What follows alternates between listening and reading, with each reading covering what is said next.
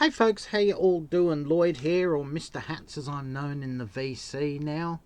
Um, Thought I'd start a series of videos. It was inspired by Richard from Richard's Vinyl Tap House, where he started a series where he shows 5 albums from the 1980s or 70s. By artists beginning with A, and then he does a second video with B. I'm assuming he'll go to C next and then D and follow his way through the alphabet. But it's just to showcase albums from the vintage catalogue. That's what he's doing. I'll leave a link to his first video down below anyway, so you can get an idea. He's got a great channel as well over there, so go and subscribe. Great channel, does a lot of interesting stuff. Well, I'm interested in it anyway, so if you're interested in my channel, yeah, it's a good chance you're going to be interested in Richard's channel. Anyway, I thought I'd do a similar thing, but what I would do was just randomly pick out 5 artists in this video from the A section of Lynn and I's vinyl collection. Then I'll do the B's 5 albums.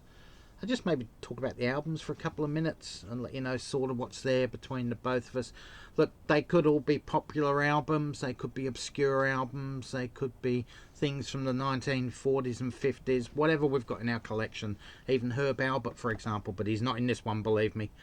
So yeah, let's just see how this thread pans out. But I thought it'd be a good idea, and that way, if there's an album I pick out that I haven't listened to for a while, I'll give it a spin while I'm at it, and that way it gives me something to listen to that I normally wouldn't listen to or haven't listened to for a long time.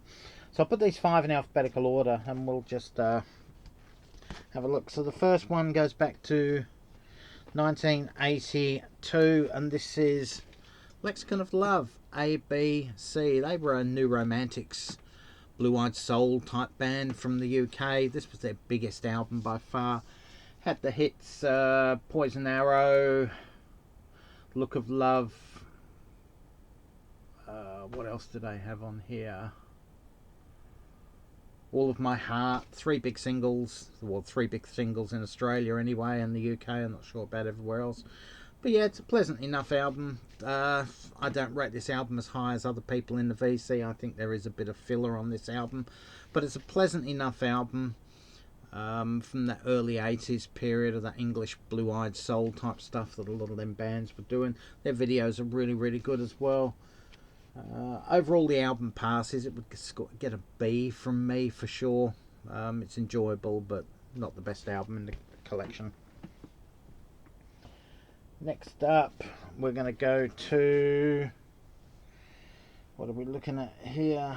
1990, and we're going to go to Razor's Edge by AC/DC. This one contains the massive worldwide hit Thunderstruck, which is also my favourite AC/DC song of all time. Don't need to discuss the music. We all know what an AC/DC album sounds like. The pre-Brian Johnson years, i.e. the Bon Scott years, all have that pub blues rock type sound. All the Brian Johnson years from Back in Black onwards all have that same hard rock, hard edge sound. And yeah, just a great album. And this one also contains their only Christmas tune of all time. Yep, AC/DC do a Christmas song. It's called Mistress for Christmas. So not your usual Christmas song. But yeah, great album. This is the first album Lynn and I actually pick when we go on holidays, road trips that take us, 6, 7, 8, 9, 10 hours driving to get there for a week. Razor's Edge is the first album we always pick up to take for the drive. It's a brilliant drive album as well, and their best album in my opinion. The third one I'm going to show, this is from Lynn's collection, Adele 30. This was her 19, 21, 25 and 30. It's her 4th and most recent album. This one was released in 2021.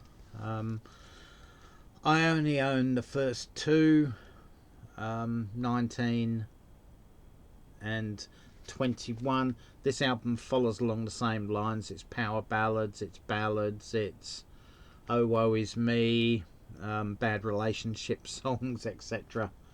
I really, there's nothing I like on this album, to be honest with you.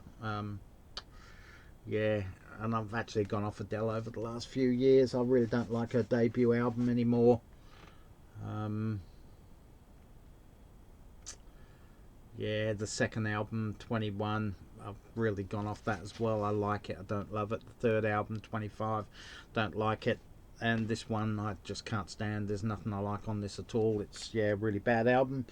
But it's Lynn's album, she likes it. But I'll have to give that a spin because I haven't heard it for a long time, just to give it a spin. Next up, we're going to go to... This has got to be 1990s for sure. 2002. 2002 for this one, and it's the great Christina Aguilera. Lynn and I are both huge fans of Christina Aguilera. She has such a powerful voice. She has a magnificent 4-point something octave range, so she's up there with the greatest female singers of all time. Some of her stuff is power ballads, some of it is jazzy sounding, bluesy sounding, there's rock as well. She can do it all. She's absolutely fantastic. What were the big songs on this album? Beautiful is absolutely beautiful. It's a great song. In fact, the whole album is absolutely brilliant. Fighter, that's a great song for women, standing up for yourself. You know, the whole woman's lib movement. That's absolutely brilliant. That's the back cover there. If you haven't given Christina Aguilera a listen, go give it a listen. This is absolutely fantastic album. I think she's got about 8 or 9 albums out in English, and I think she might have a couple of Spanish, Latin albums. I could be wrong, but I seem to think she has. But all her English singing albums, I haven't heard the other ones. Absolutely brilliant. You can't go wrong with any Christina Aguilera. Great vocalist in my opinion. I didn't score them, did I? ABC's got a B, as I mentioned. This one gets an A+. This one gets a D-. This one gets an A also.